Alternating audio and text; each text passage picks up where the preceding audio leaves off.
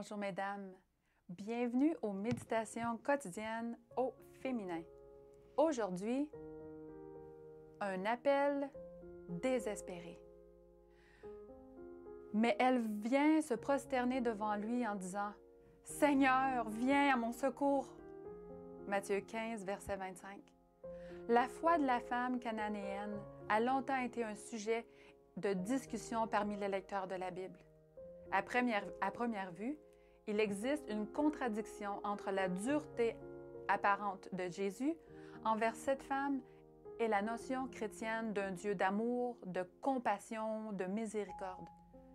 Je n'ai pas l'intention de me lancer dans un discours théologique ce matin sur cet incident, mais j'aimerais m'étendre sur la demande de cette femme et les résultats qu'elle obtint. En premier lieu, cette femme marginalisée, rejetée par la société juive, ressentit l'impérieux besoin de s'approcher nul autre de Jésus. Nous avons déjà parlé de cette femme atteinte d'une perte de sang. En quoi ces deux femmes se ressemblent-elles?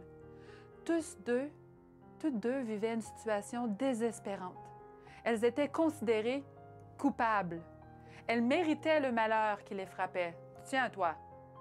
Elle avait été jugée et condamnée injustement.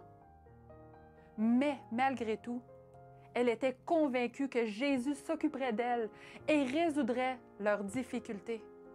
Je suis sûre que la femme cananéenne, elle aussi, dut surmonter plus d'un obstacle pour arriver jusqu'au Maître.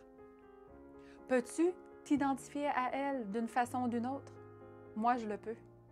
Passes-tu par des moments de crise sans trouver personne qui te tende la main pour t'aider à sortir du bourbier avant que tu n'y t'enfonces plus profondément? Es-tu l'objet de critiques impitoyables, même de la part de tes amis et de ta famille?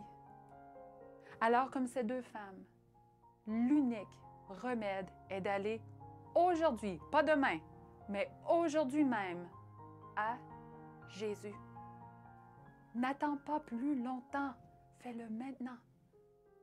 La femme cananéenne ne vit pas seulement sa fille malade recouvrir la santé, mais elle aussi, elle trouva la paix, cette paix qu'elle désirait de toute son âme.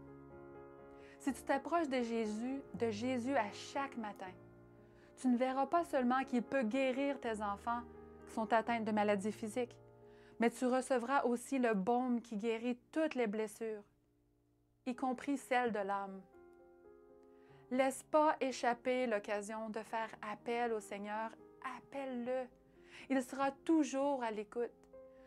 Que ta prière soit dès maintenant, Seigneur, entends ma supplication et secours-moi, car en toi seul se trouve le salut. En toi seul. Bonne journée dans le Seigneur, bon courage et à demain.